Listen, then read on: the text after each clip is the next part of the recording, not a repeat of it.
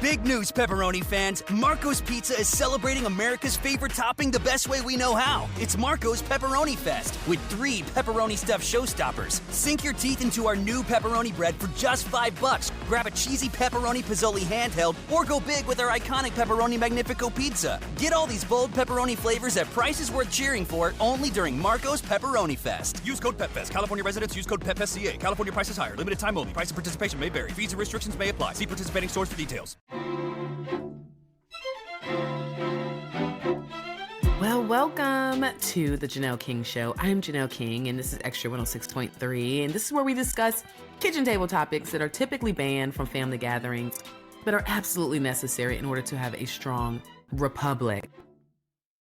In today's table topic, we are concluding our conversation that we started last week discussing 2026 and 2028 Democrat candidates or hopefuls that I am watching, and this is part 2. Last week, we started this conversation by taking you on a little bit of a journey. We went all the way back to a convention in 1787, and we're going to go back to that convention. But on this episode, I do want to start off with a few current events that I think speaks to why this show is extremely necessary. Up first, 17 states sued the Trump administration on Wednesday for blocking $5 billion in federal funds intended to expand electric vehicle charging stations. The lawsuit was prompted by the administration's February order for all states to halt spending from the 2021 bipartisan infrastructure law. Attorneys general from Washington, California, and Colorado argue that the Federal Highway Administration lacks authority to withhold these funds. Washington's AG called the action unfair, while New York reports $120 million of its $175 million remains withheld. The lawsuit challenges executive overreach and could affect the development of clean transportation infrastructure. To be clear, we didn't ask for this. Sorry, guys, this is my little 2 cents. We did not ask for this.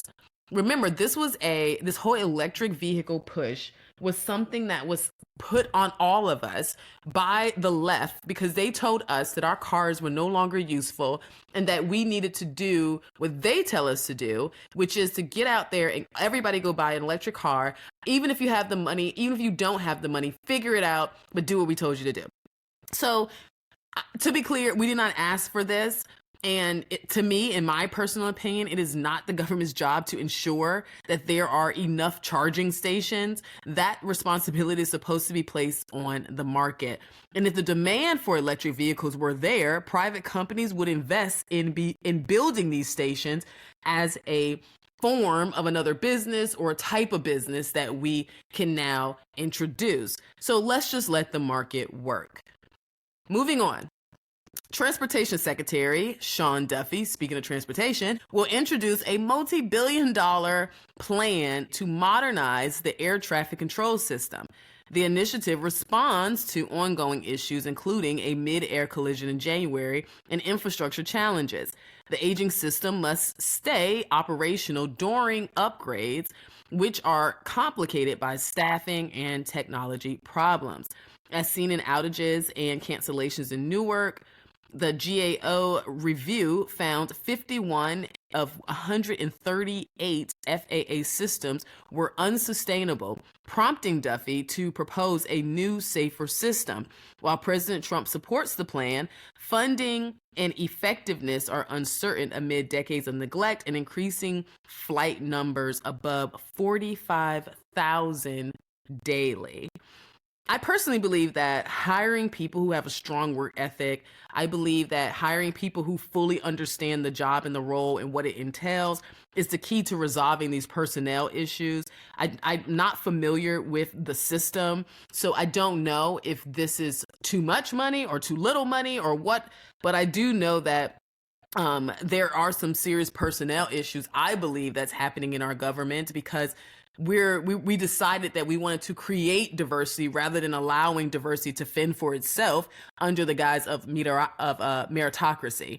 So I personally believe that while my husband was campaigning, it was brought to us by some college students that attended Mercer, they stated that, you know, meritocracy is diversity. And if you push for meritocracy, you will naturally get diversity. All right, last but not least, when it comes to these hot topics, on May 6, 2025, GOP centrists opposed the proposed large Medicaid and SNAP cuts in the House budget bill.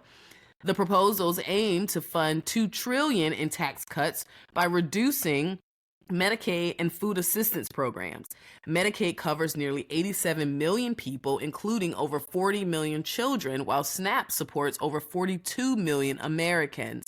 Eliminating broad SNAP eligibility could affect at least 359,000, actually it's right around 360,000 children and over 3 million people. Critics warn these cuts could worsen food insecurity and healthcare access, harming women and children during the key legislative period. Well, first of all, women and children are not the only ones that are utilizing these or that need healthcare access or food security, but I understand. I guess I get where they're coming from because it typically is majority women and children that are utilizing these benefits.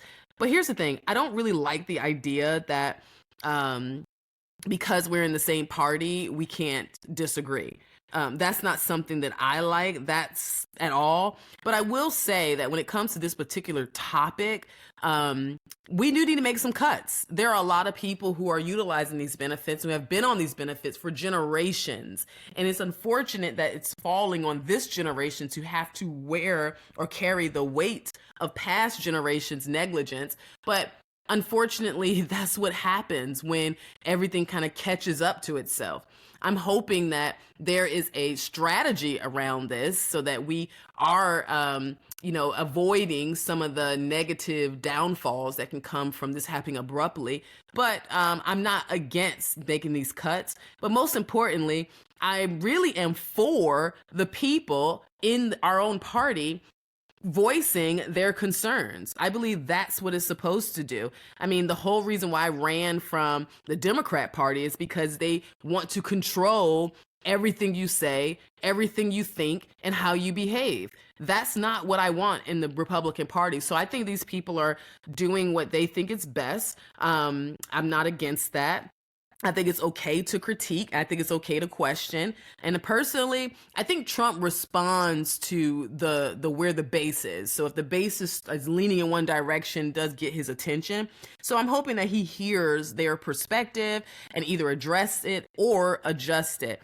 You know, because this reminds me of a Bible verse that says that when the righteous are in authority, the people rejoice. But when the wicked beareth rule, the people groan or mourn. And in some translations, it says they groan. But I think this means that as we, the people, we have a voice and we should use it on all sides. Now, that being said, I'm ready to go into the primary reason why we are all here, because it has a lot to do with these different topics. Now that we're seeing this, I think we're in a position now where we need to make sure that we are doing our duty as Americans. So I want to take you on a little journey with me. We're going to go back to that convention from last week. So if you missed it, don't worry, because you're going to go on this journey with us. So ladies and gentlemen, and fellow Americans of today, I want you to go back to the summer of 1787 in Philadelphia. Now, we're all attending one of the most important conventions in our country's history. Delegates from different states have united for this common purpose. We're going to form a new government. And it was here in Independence Hall where the phrase, "We the people," was born. It was a declaration of freedom. It was a powerful opening that marked the beginning of democracy. It placed the power in the hands of citizens and it moved them away from this monarch or dictator rule. The delegates understood that they were igniting a revolution of not just thought, but it could have been a revolution of war, which it ultimately was. But "we the people" was a promise of liberty and justice. It was a commitment that power would derive from those who are governed and not from the government. So close your eyes and imagine Benjamin Franklin on the stage on the stage urging for everyone to unite. Why? Because we, the people, must be united if we are going to hold the government accountable, knowing that a strong country is a unified country. Then think about George Washington, who saw the Constitution as a shield against tyranny, while they were ultimately committing tyranny, because there was a government that was in place that they were revolting against.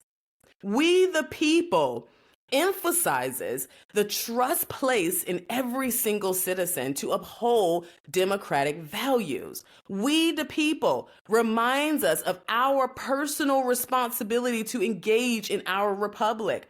Each and every voice matters, and the participation is crucial to shaping our nation's future.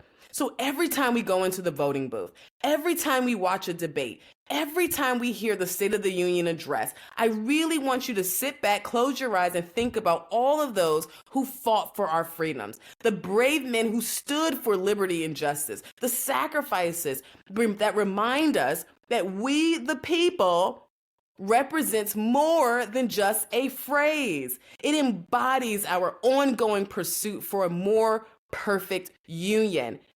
I want to make sure I emphasize it's an ongoing pursuit for a more perfect union. It reminds us that our participation in this electoral process is not a given. It is a hard-won privilege that requires our active engagement.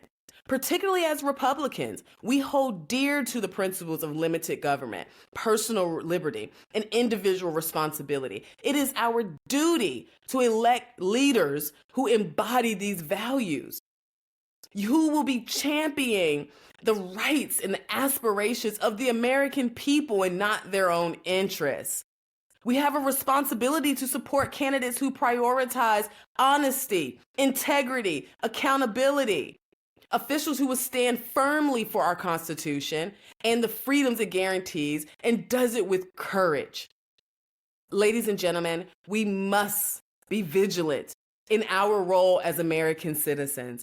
It is not enough to simply show up on Election Day. We must educate ourselves about every single candidate, scrutinize their track records, and understand their positions. And that goes for both sides of the aisle.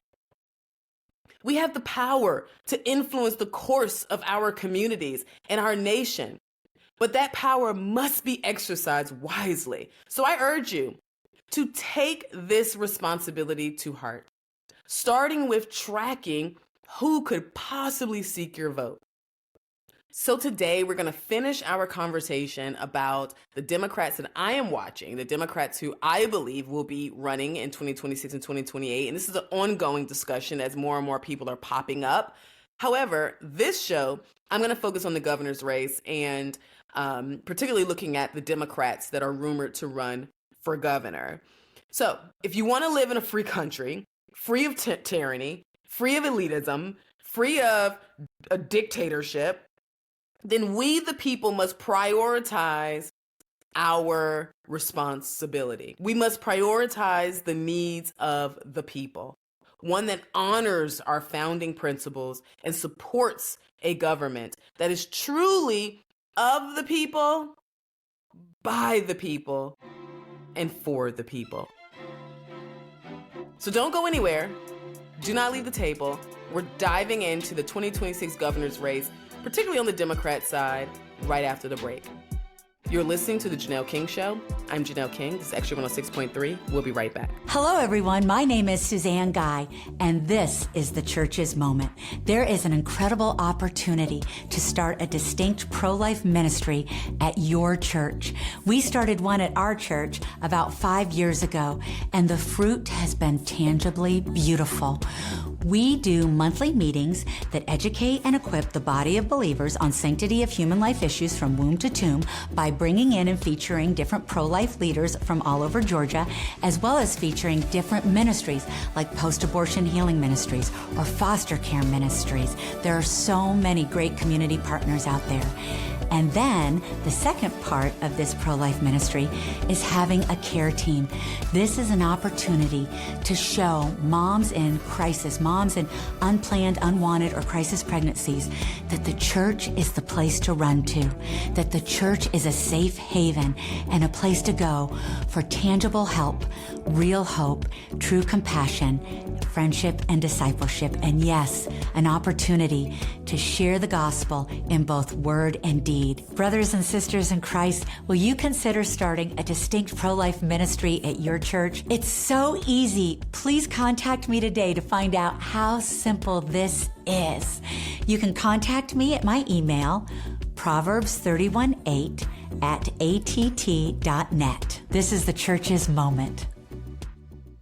Big news, pepperoni fans. Marco's Pizza is celebrating America's favorite topping the best way we know how. It's Marco's Pepperoni Fest with 3 pepperoni stuffed showstoppers. Sink your teeth into our new pepperoni bread for just $5. Grab a cheesy pepperoni pizzoli handheld or go big with our iconic pepperoni Magnifico pizza. Get all these bold pepperoni flavors at prices worth cheering for only during Marco's Pepperoni Fest. Use code PEPFEST. California residents use code PEPFESCA. California prices higher. Limited time only. Price and participation may vary. Fees and restrictions may apply. See participating stores for details. When my grandfather, Jim Ellis, started our business in 1971, he knew it would be difficult to please every customer. However, that didn't stop him from trying. Hi, I'm Stacy Ellis, Vice President of the Jim Ellis Automotive Group. For over 50 years, we've built our reputation on honesty, effort, and doing what's best for our customers. That means transparent pricing and a commitment to making your car buying experience quick, easy, and convenient. We work hard to help you find the right car at the right price with a shopping experience designed around you, whether you shop in person or online at jimellis.com. Are we perfect? No. Sometimes things don't go as smoothly as we hope. Maybe there's a miscommunication or an unforeseen hiccup. We get it. When that happens, we don't make excuses, we work to make it right. That's why last year we earned nearly 14,000 positive reviews from customers who trust us to do the right thing. When you're ready for your next vehicle, trust the name that's been doing right by customers for more than 50 years.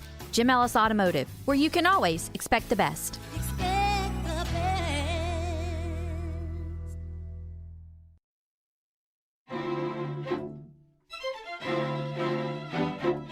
This is the Janelle King Show right here on Extra 106.3, where we discuss kitchen table topics that are typically banned from family gatherings, but are absolutely necessary in order to have a strong republic. And if you're joining us for the first time, don't worry. You can catch an encore episode tomorrow at 9 a.m. right here on Extra 106.3. And remember, our podcast drops every Tuesday wherever you get your podcast. And if you're feeling eager, you can watch the video podcast right now on YouTube. Just remember to subscribe to our YouTube and Rumble pages, and your likes, comments, and shares are always welcomed. Now grab a seat and let's get back to the table. Welcome back to the Janelle King Show. I'm Janelle King, and this is Extra 106.3, and this is where we discuss kitchen table topics that are typically banned from family gatherings, but are absolutely necessary in order to have a strong republic. And remember, today's table topic, we are finishing or concluding our 2-part series as I am highlighting the Democrats that I'm watching as it relates to 2026 and 2028. As I stated before, as Republicans, we must elect leaders who stand for limited government, personal responsibility, and integrity.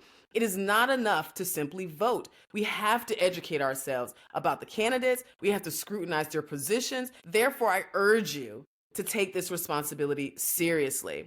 So today I'm going to continue our table talk from last week where we tackled DC and federal races. And now we're going to talk about the Georgia midterms, focusing on constitutional races.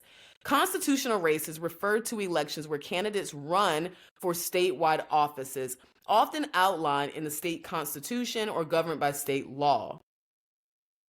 These races typically include positions like governor, lieutenant governor, secretary of state, attorney general, and other executive or judicial roles.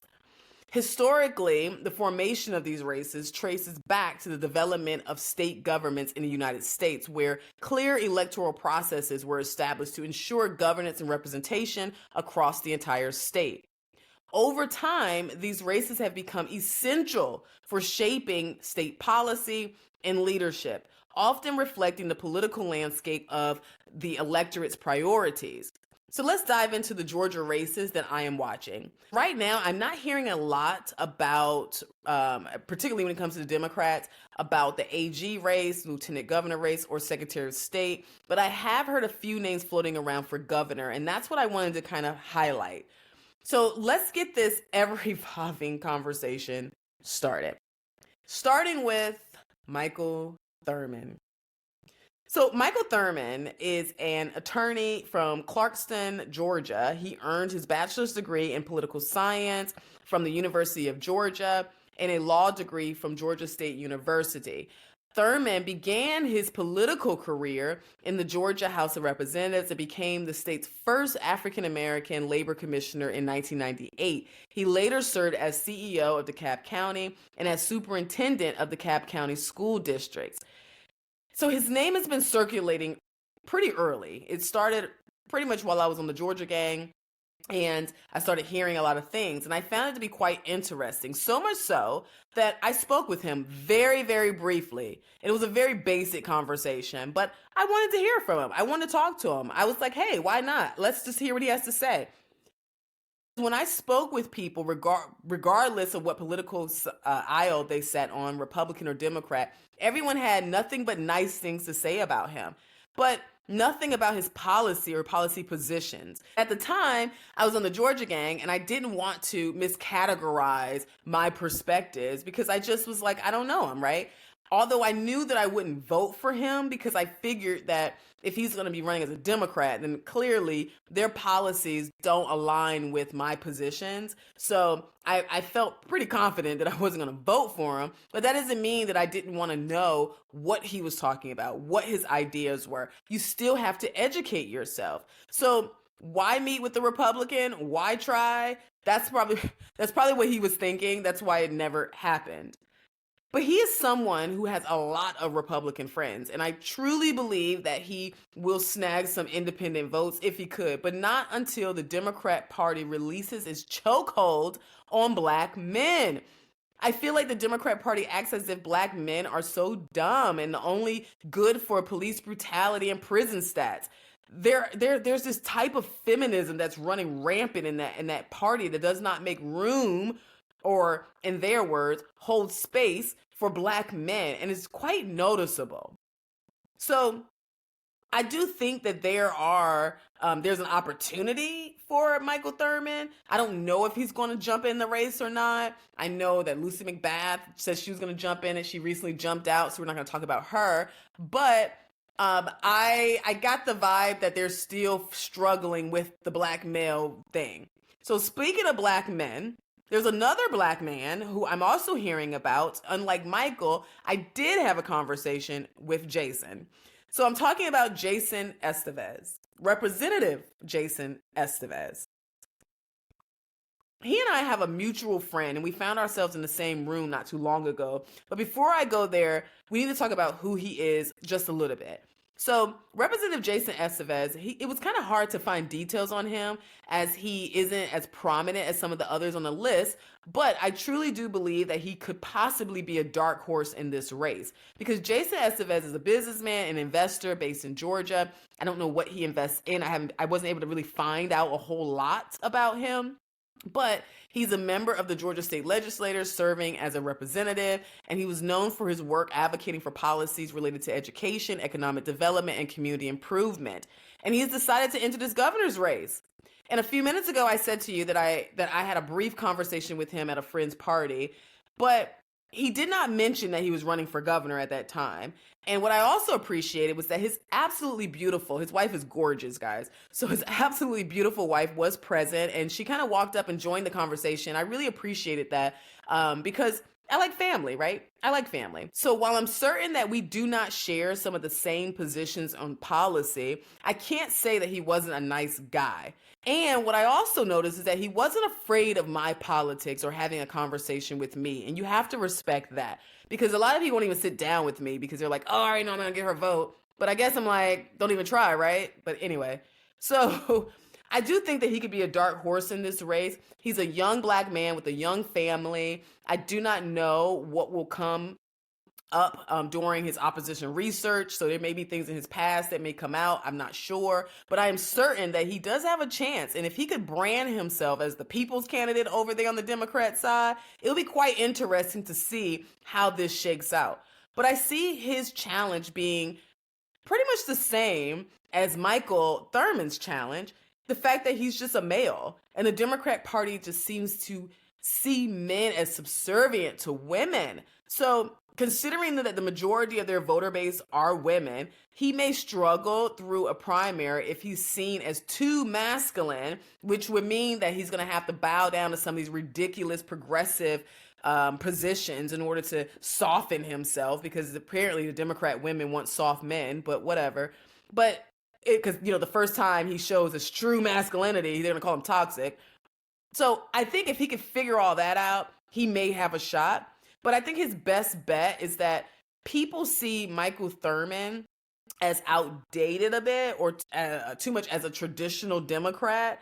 And they see Keisha Bottoms, who we're going to talk about in a second, as something of the past. So I think Estevez, if he can get people on the Democrat side, to see him that way, I think, I don't know. He could be considered fresh blood. That might work, I don't know. But I'm telling you, he's going to have to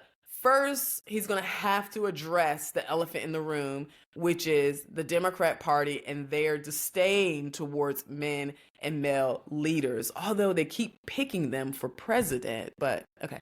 Anyway. So speaking of the Democrat darling, Keisha Lance Bottoms, who clearly doesn't like me, it's actually really funny. I saw her at an event one time. We were in the Capitol, and I looked at her and smiled because, I don't have a reason not to say hello. I don't even know you personally. I only critique your stances or your positions or your leadership style. But anyway, she took that personally. She didn't speak, so she's a little mean, but whatever. And then I was asked by someone later that she asked them, do I really believe the things that I'm saying? And to them, my response is, I have the same question for her. Like, does she really believe the things that she's saying? But before I give you my authentic thoughts on her, for those of you who haven't heard of her or don't know what she's been up to, let's just break that down a little bit. So Keisha Lance Bottoms served as mayor of Atlanta, Georgia from 2018 to 2022. She's from Atlanta. She graduated from Florida A&M University with a degree in English and then earned her law degree from Georgia State University. Before her tenure as mayor, Bottoms served as a city council member and was the chair of the Atlanta City Council's Finance Executive Committee. She gained national recognition during the COVID-19 pandemic because of her response to the racial justice protests. Take a listen. Let me just speak to what's happening here today. Above everything else, I am a mother. I am a mother to 4 black children in America, one of whom is 18 years old. And when I saw the murder of George Floyd, I hurt like a mother would hurt. And on yesterday, when I heard there were rumors about violent protests in Atlanta, I did what a mother would do. I called my son and I said, where are you? I said, I cannot protect you, and black boys shouldn't be out today. So you're not going to out-concern me and out-care about where we are in America. I wear this each and every day, and I pray over my children each and every day. So what I see happening on the streets of Atlanta is not Atlanta. This is not a protest. This is not in the spirit of Martin Luther King Jr. This is chaos. A protest has purpose. When Dr. King was assassinated, we didn't do this to our city. So if you love this city that has had a legacy of black mayors and black police chiefs and people who care about this city, where more than 50% of the business owners in Metro Atlanta are minority business owners.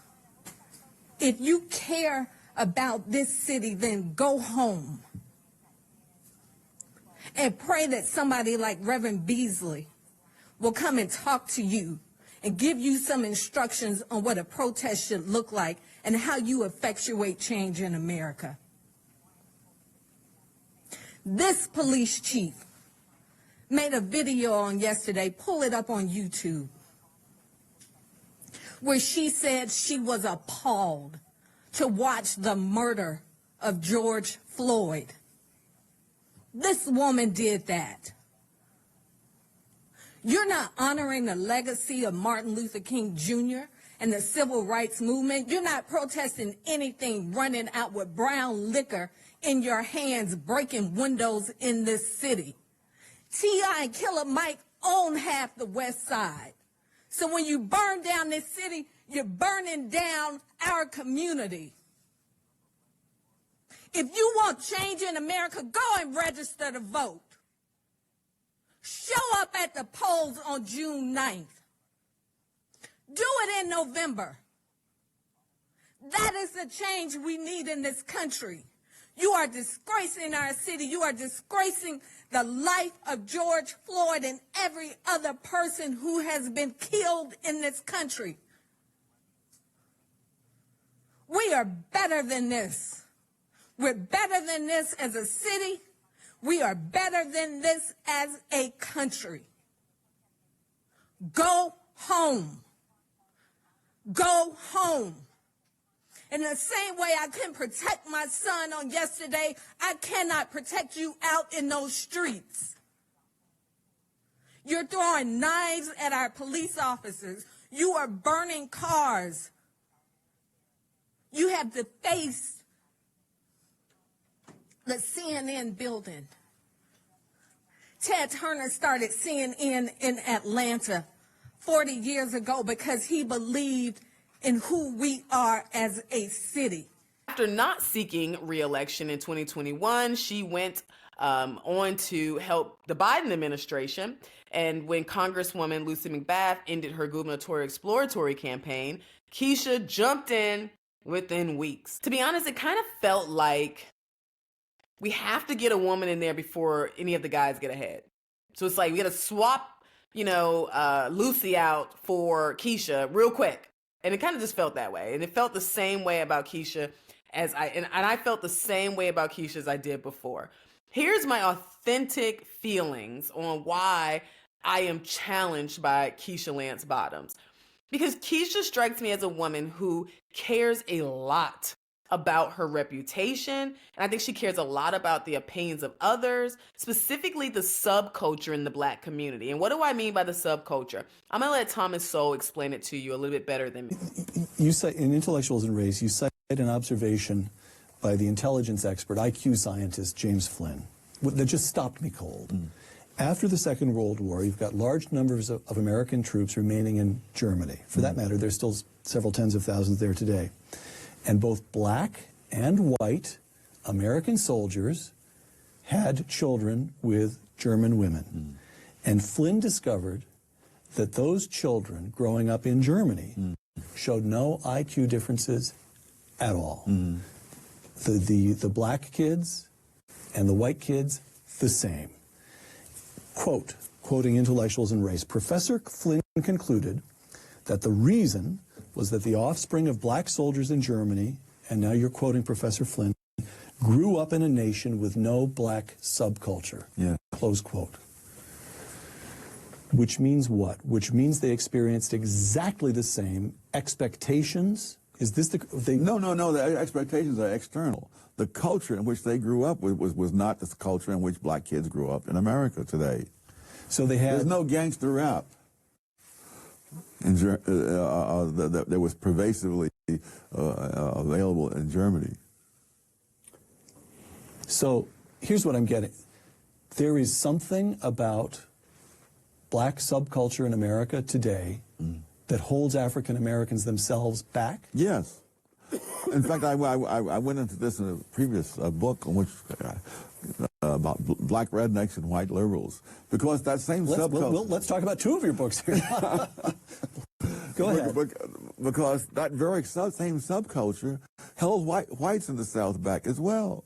That in the time this mental testing in the First World War turned up, among other things, the fact that whites from various 4 or 5 southern states scored lower on the mental test than Blacks from 4 or 5 northern states. And so it really was a question of the subculture that was there, which was a handicap to both. All right. And so whose job is it to say, wrong subculture, folks, you're harming yourselves? Well, I would think in an ideal world that intellectuals might take on that task, but the world that we live in, I've noticed, is not ideal. All right. Ultimately, what he's saying is that it's this desire to appease a subset of our community. He's basically explaining that you can't say that this is Black culture if all Black people are not acting the same or not buying into it. There's a subset of our culture that is buying into some of these crazy things and some of this stuff that is not necessarily helpful. I actually think it's detrimental to our community, but it's only a subset. So Keisha likes to play to that subset. She's an appeaser. And I always said that if she was less of the mayor named Keisha and she was more of Mayor Bottoms, I think she would have a second term. I believe it's because culturally, I noticed that as a people, we have a tendency to worship other people from the past and the stories surrounding them, but only the good parts. For example, there's a lot of information coming out on Martin Luther King Jr., and we'll talk about that another time, but there's a lot of information coming out on him.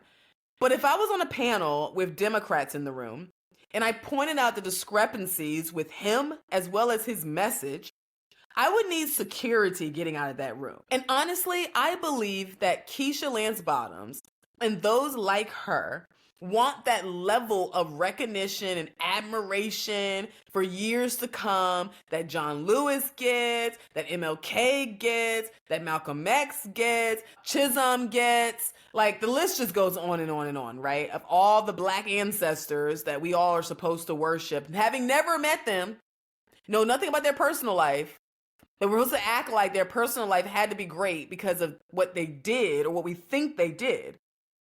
And I think that that's what she aspires to be. She aspires to be somebody that holds reign for years to come. The blind praise that comes without criticism.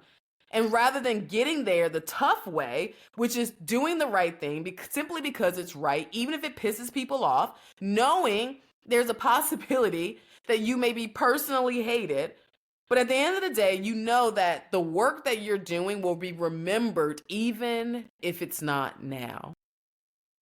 But I can't tell you if she's capable of doing the job because all I ever see is snippets and softball interviews and magazine covers. I haven't heard her truly discuss policy or her ability to manage a budget the size of the state. And to be honest, I can't say I will ever get there because I truly believe that she's going to lead with her heart over the forecast sheet. But I'm going to listen to her. I'm going to hear her ideas. Let's see what happens. I really want to know where this is going and what may happen. All right. After the break, I'm going to close with my final message to Republicans and voters who will be participating in the upcoming elections. I'm not holding back. So don't leave that table just yet. You're listening to The Janelle King Show right here on Extra 106.3. We'll be right back. Hello, everyone. My name is Suzanne Guy, and this is the Church's Moment. There is an incredible opportunity to start a distinct pro-life ministry at your church. We started one at our church about 5 years ago, and the fruit has been tangibly beautiful. We do monthly meetings that educate and equip the body of believers on sanctity of human life issues from womb to tomb by bringing in and featuring different pro-life leaders from all over Georgia, as well as featuring different ministries like post-abortion healing ministries or foster care ministries. There are so many great community partners out there. And then the second part of this pro-life ministry is having a care team. This is an opportunity to show moms in crisis, moms in unplanned, unwanted, or crisis pregnancies that the church is the place to run to, that the church is a safe haven and a place to go for tangible help, real hope, true compassion, friendship, and discipleship. And yes, an opportunity to share the gospel in both word and deed. Brothers and sisters in Christ, will you consider starting a distinct pro-life ministry at your church? It's so easy. Please contact me today to find out how simple this is. You can contact me at my email, Proverbs 31:8 at att.net. This is the church's moment. Big news, pepperoni fans. Marco's Pizza is celebrating America's favorite topping the best way we know how. It's Marco's Pepperoni Fest with 3 pepperoni stuffed showstoppers. Sink your teeth into our new pepperoni bread for just $5. Grab a cheesy pepperoni pizzoli handheld or go big with our iconic pepperoni Magnifico pizza. Get all these bold pepperoni flavors at prices worth cheering for only during Marco's Pepperoni Fest. Use code PEPFEST. California residents use code PEPFESCA. California prices higher. Limited time only. Price and participation may vary. Fees and restrictions may apply. See participating stores for details. When my grandfather, Jim Ellis, started our business in 1971, he knew it would be difficult to please every customer. However, that didn't stop him from trying. Hi, I'm Stacey Ellis, Vice President of the Jim Ellis Automotive Group. For over 50 years, we've built our reputation on honesty, effort, and doing what's best for our customers. That means transparent pricing and a commitment to making your car buying experience quick, easy, and convenient. We work hard to help you find the right car at the right price with a shopping experience designed around you, whether you shop in person or online at jimellis.com. Are we perfect? No. Sometimes things don't go as smoothly as we hope. Maybe there's a miscommunication or an unforeseen hiccup. We get it. When that happens, we don't make excuses, we work to make it right. That's why last year we earned nearly 14,000 positive reviews from customers who trust us to do the right thing. When you're ready for your next vehicle, trust a name that's been doing right by customers for more than 50 years. Jim Ellis Automotive, where you can always expect the best.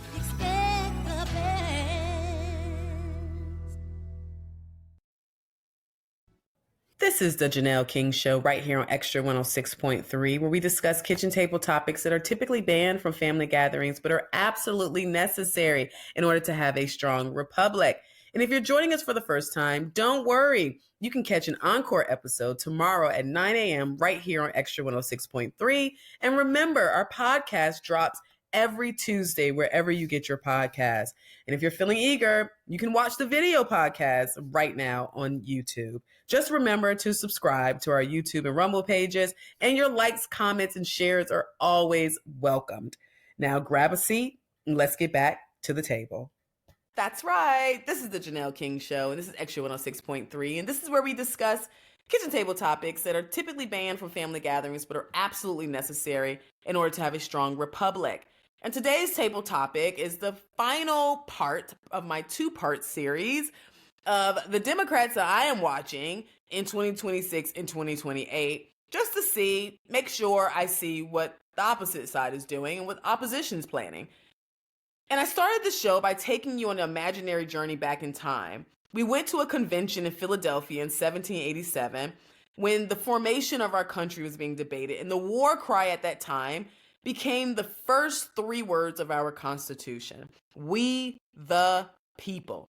And before it was a slogan, it really was a battle cry from people who were ready to overturn the current government and establish its own. We the people did not exist as we know it today. But it wasn't as glamorous as today. You got to remember that the whole idea of we the people did not exist as we know it today. But it was being demanded in 1787. And as I stated earlier, we the people was a promise of liberty and justice. It was a commitment that power would derive from the governed and not the government. We the people emphasizes the trust placed in every citizen to uphold our democratic values. We the people reminds us of our responsibility to engage in our republic. You see, I've been a political operative and in the advisement space for over a decade. And I see something that has officially concerned me. I think our voter base is a little weak. And I think we're weak because we're too predictable. You know, I've sat in countless rooms where I heard people say things like, oh, the people will go with whatever such and such says. Or, oh, the people just want this and they'll be fine. Oh, the people are too uneducated to make a decision on this matter, so let's just do it for them. Okay. It was said much more eloquently, I'm sure. But the nature and the intent of what was being said was exactly what I just said. And that was disturbing because I am those people. And I couldn't understand why they didn't see themselves as we the people. You see, I am a part of the grassroots. I am the grassroots. It was the grassroots who shared the most with me, the most commonality. They taught me what patriotism was and what it means to actually sacrifice for your country in order to maintain your country. And that you are to fight until the bitter end to ensure your country withstands. It was the grassroots. So unfortunately, I do not believe that we are the same, we the people, as we were in 1787. I believe we have traded our duty for TikTok fame and influencing. We've traded our duty for name recognition and acknowledgement. We have traded our duty to stand in our own tribes, and instead of empowering, we criticize. We, the people, have turned on ourselves and have allowed those who we elect to dictate for us. We don't need term limits when we have elections. And I know our elections are in question, but I think 2024 showed us what can happen if we all show up. But we have midterms approaching us now, and our duty is right back upon us. And to be fair, typically the party in power is the party that has to work the hardest. But that's fine, because we are not afraid of hard work. We must understand what is at stake, and we must understand what is at stake, and most importantly, how to communicate it. So here's what I want you to do. I want you to do your research on both sides of the aisle. Don't only familiarize yourself with Republicans, because it's not Republicans who you have to win. Understand the counter perspective. Understand your why and how your why also benefits others. But most importantly, do your duty. So I'm going to keep pushing you, and I'm going to keep holding you accountable. And I'm going to keep reminding you that you are we the people, and that our job is to hold those who we elected accountable, no matter which side of the aisle you're standing on. Until next time, stay unafraid, stay unapologetic, and never stop seeking the truth. Big news, pepperoni fans. Marco's Pizza is celebrating America's favorite topping the best way we know how. It's Marco's Pepperoni Fest with 3 pepperoni stuffed showstoppers. Sink your teeth into our new pepperoni bread for just $5. Grab a cheesy pepperoni pizzoli handheld or go big with our iconic pepperoni Magnifico pizza. Get all these bold pepperoni flavors at prices worth cheering for only during Marco's Pepperoni Fest. Use code PEPFEST. California residents use code PEPFESCA. California prices higher. Limited time only. Price and participation may vary. Fees and restrictions may apply. See participating stores for details. When my grandfather, Jim Ellis, started our business in 1971, he knew it would be difficult to please every customer. However, that didn't stop him from trying. Hi, I'm Stacey Ellis, Vice President of the Jim Ellis Automotive Group. For over 50 years, we've built our reputation on honesty, effort, and doing what's best for our customers. That means transparent pricing and a commitment to making your car buying experience quick, easy, and convenient. We work hard to help you find the right car at the right price with a shopping experience designed around you, whether you shop in person or online at jimellis.com. Are we perfect? No. Sometimes things don't go as smoothly as we hope. Maybe there's a miscommunication or an unforeseen hiccup. We get it. When that happens, we don't make excuses, we work to make it right. That's why last year we earned nearly 14,000 positive reviews from customers who trust us to do the right thing. When you're ready for your next vehicle, trust a name that's been doing right by customers for more than 50 years. Jim Ellis Automotive, where you can always expect the best. Expect